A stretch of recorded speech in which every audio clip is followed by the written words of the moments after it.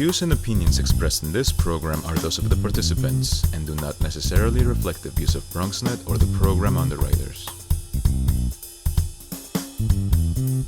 Coming up on this edition of Perspectives, we go front and center with the issue of landlord and tenant rights.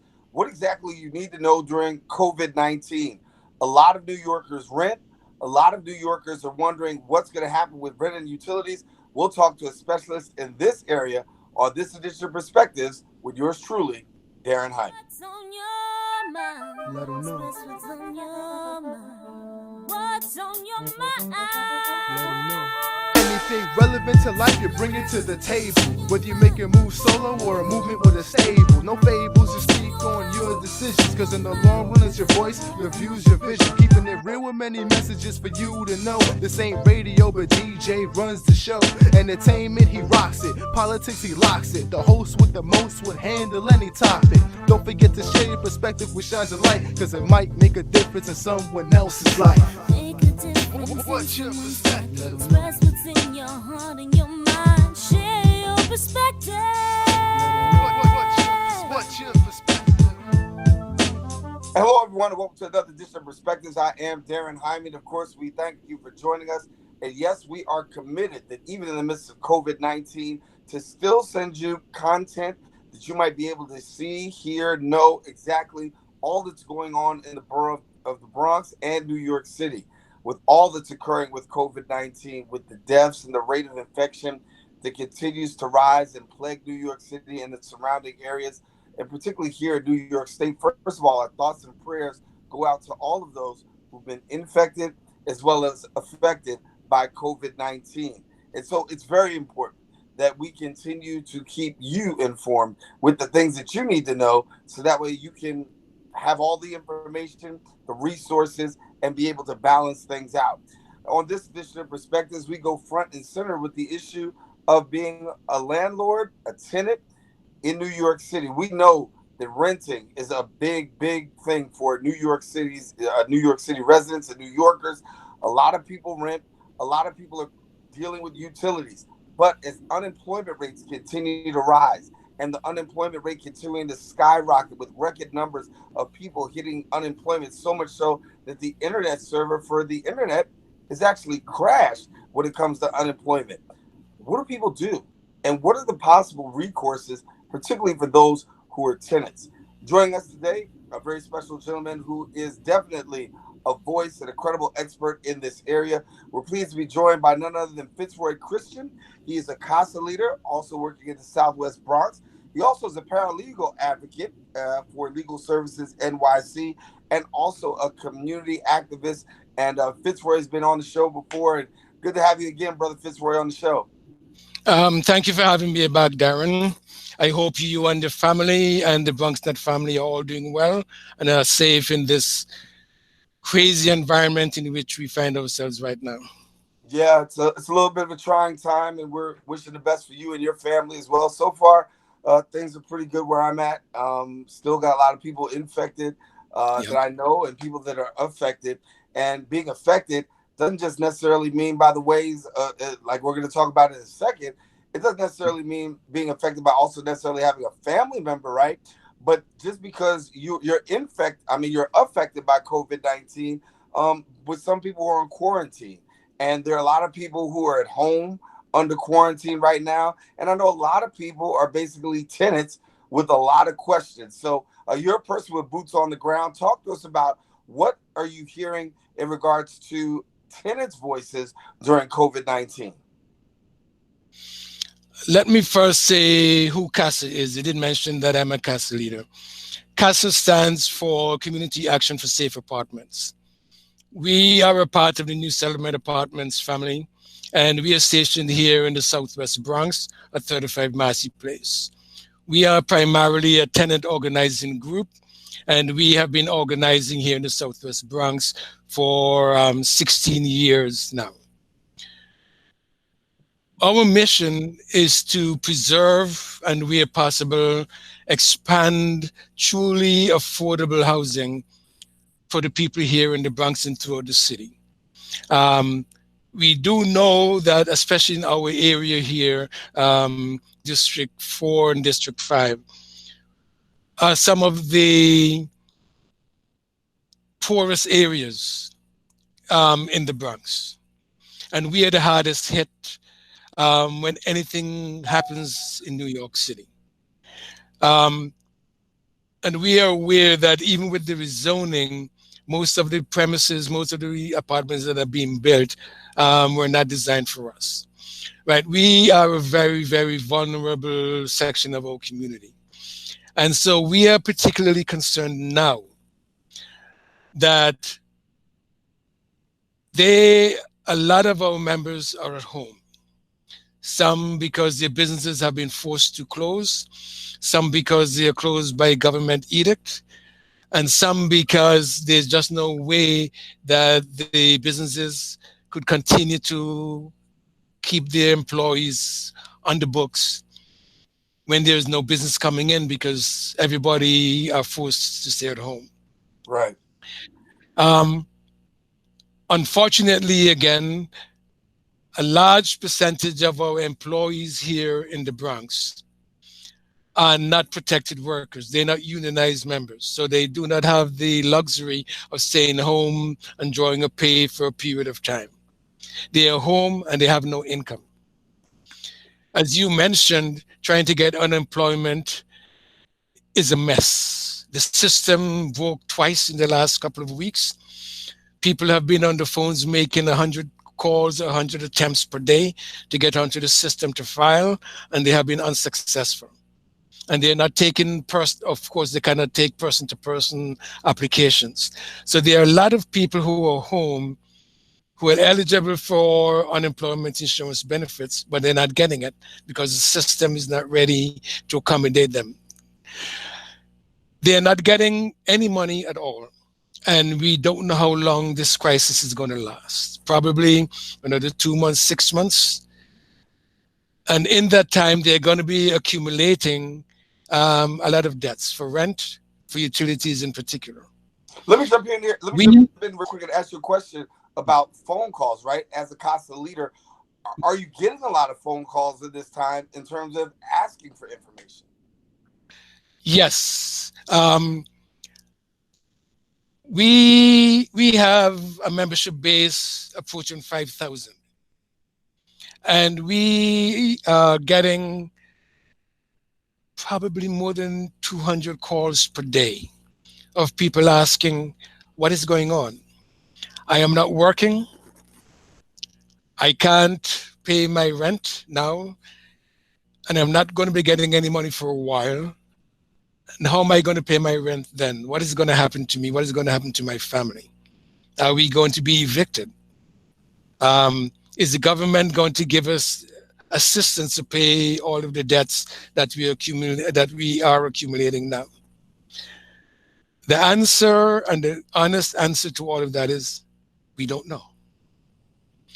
We have been asking the government, both at the city level and the state level, to forgive all rent and utility bills that are racked up for the duration of this crisis. Because there's no way that people who are making $23,000, $28,000, $30,000 a year, who are living paycheck to paycheck, have absolutely no savings, have no cushion, are going to be able to find 6, 5, 4, 3 months of rent. If you say the average rent is $1,500 a month, they're not going to pick up $4,500 at the end of this 3-month period, which means that the landlords are going to exercise their rights and take them to court for non-payment and try to have them evicted if they cannot pay.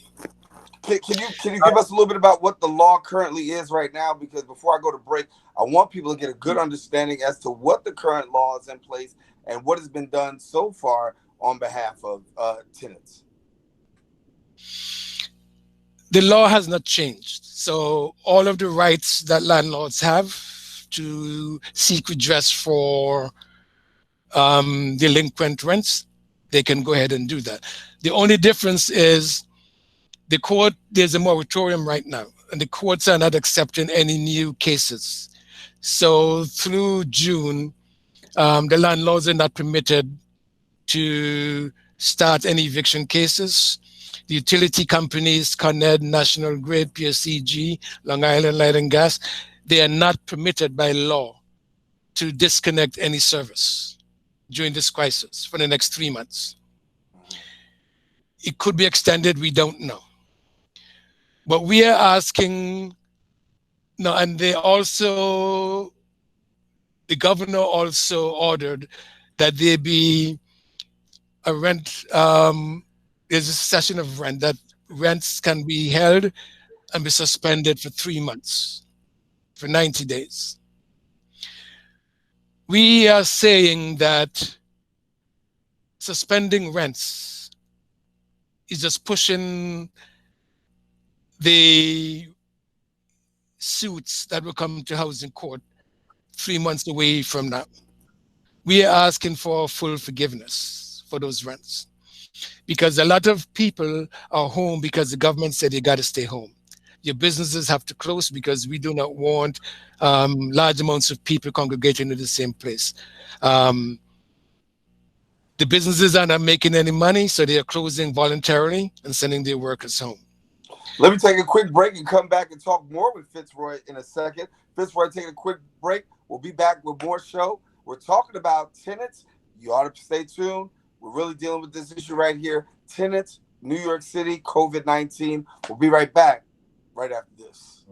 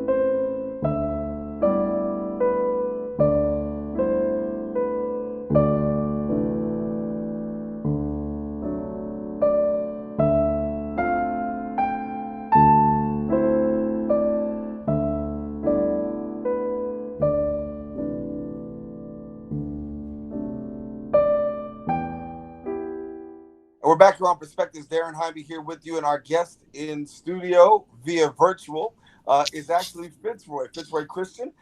We're not actually in studio, but we're coming virtually, and we have the ability to do that. That even though COVID-19 really has had a staggering impact across New York, it is our commitment to continue to bring you content and information right to your homes. And so right now, we're forced to do it virtually, and we're glad that we can have Fitzroy Christian, who's also a CASA leader in the Southwest Bronx, community activist, and also a paralegal advocate for legal services of NYC. And it's been a great conversation in sharing with you. Fitzroy, let me throw this out here for consideration. We understand that right now, a lot of people are concerned about this tenant rent moratorium, if there would be one actually given. You want to see forgiveness on that, right? On the other side, there's a growing sense among some New Yorkers that gentrification was already in play in the hearts and minds of many people as we look across New York City. Is the possibility that we may not see any answer, and this will further accelerate the gentrification process with so many people unable to meet their rents, that we could actually see neighborhoods start to change dramatically?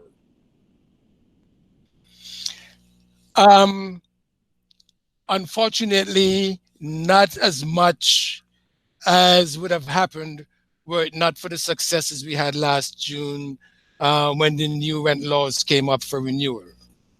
We were able to take away from the landlords a lot of the power they had to drastically increase the rents or to change the nature of the apartment buildings that relies on rent control.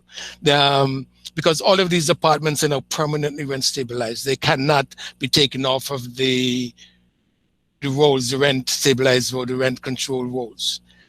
Previously, when the rents reach a particular threshold, they could be removed and they be converted to market rate housing. That can no longer happen. The incentives that the landlords had for so long were taken away.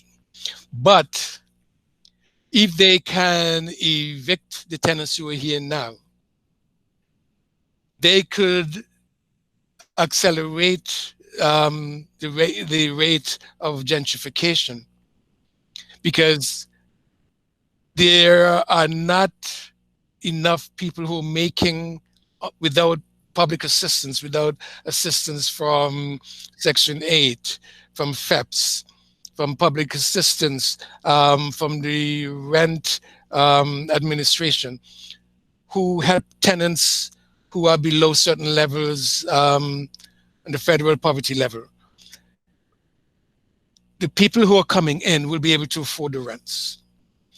Even if the landlord cannot increase the rent or take the apartments to market rate, they're going to benefit because new apartments that are coming in can come in without public assistance, without financial assistance from the state or the city. And then they can be full luxury apartments, and they will attract other people. And if they could begin to trickle in the white folks now, the wealthy people, those who work in Midtown in the Wall Street area, it will attract other people later on. So when the luxury apartments begin to be built, the place will already be prepared to accept them with the type of businesses that would cater to them. And Fitzroy, I guess the question I really want to ask is, early on we talked about in the first segment that you wanted to see not a rent reduction, but you talked about the forgiveness of rents. Why is it, now play the opposing advocate here, why is it that you would advocate for a full rent reduction, full rent forgiveness, rather than someone would, possibly say rent reduction? With a rent pause, as the governor puts it, it means that 90 days from now, or even at the end of this crisis, tenants are going to be liable for their rents. Tens of thousands, even hundreds of thousands of tenants would not be able to pay that 3, 4, 5, 6 months rent and utilities bill, which means the landlords are going to take them to court to evict them, and a lot of them are going to be ending up in shelters. It is going to cost the city maybe 5 to 10 times as much to provide shelter for them, those who are being evicted, to provide the social services that is attendant with homelessness. The amount of traffic in and out of the courts, and the long-term effect that homelessness is going to have on people, even those who get back their jobs, whose jobs will be threatened because they have to have a permanent address to hold on to their jobs. The city and the state could always forgive a lot of the bills that the landlords and the developers normally pay. They can use the powers of the tax that they have to forgive those bills, or to give them tax incentives. This way, tenants can stay in their homes, they do not get evicted, and the landlords are made whole, and everybody comes out win-win. This is why we are asking for a forgiveness, because this way is cheaper for the city, and tenants can stay in their homes, and landlords do not get as big a hit as they would get if we allow things to go on the way they are right now.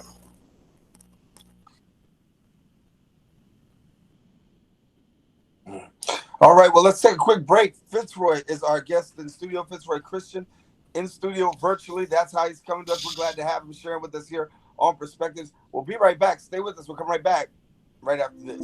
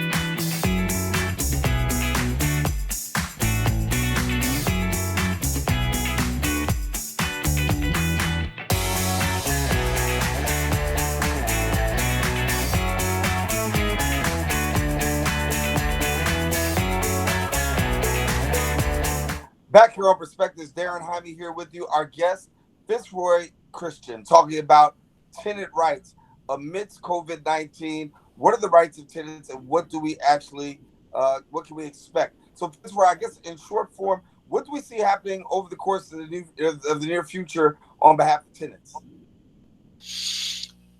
There are two major coalitions, Housing Justice for All and the Right to Counsel Coalition, which are together pushing to have the legislature in Albany and City Hall come up with policies that are going to be protecting these hundreds of thousands of tenants, the poor tenants, the marginalized tenants, to assure that they will have a home when this crisis is over.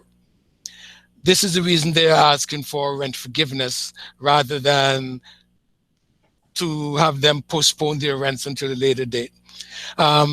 The Right to Counsel is also working and asking tenants to go on a rent strike, because this way, this will force the city and the state to come back to it, because the landlords are going to be complaining if even people who can afford to pay their rents withhold their rents. So it's going to be bringing a whole lot of pressure on the landlords and on the city and the state to do something about it and make sure that tenants can stay in their home. That is our major issue right now. What can we do to ensure that tenants do not lose their homes, and that we don't have tens of thousands more people joining the homeless population here in New York City and throughout New York State? Talk to me a little bit about NYCHA for a minute, because I know that there's a lot of elected officials who were not happy with the proposed budget. The governor and the state coming to an not reaching an agreement. The budget actually not offering NYCHA any new money or new money towards really affordable housing in a way that would support NYCHA. And of course, that would benefit some current tenants right now. Your thoughts on the fact of NYCHA not really getting any new funds? We know that the governor is an extremely conservative person from the time he took office. And he has always looked first to cut budget rather than find ways to solve the problems that face New York City. Here in the middle of this coronavirus crisis, he has cut the health budget, the Medicaid budget, by $2 billion. Which means, and he has cut housing, homelessness by hundreds of millions of dollars.